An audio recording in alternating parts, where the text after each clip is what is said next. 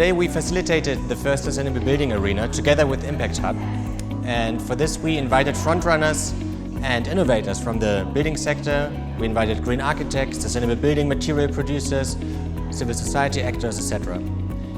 Together we went through 3 sessions and we collaboratively developed a challenge framing. We envisioned a sustainable future for Phnom Penh, and we also developed strategies for its realization.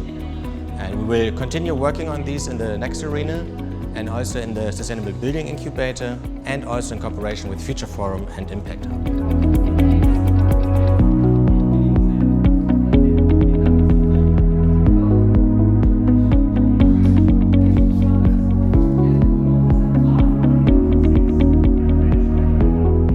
Today have been a fantastic opportunity to be able to sit down and discuss with people who are not only informative but also active in their own field of expertise.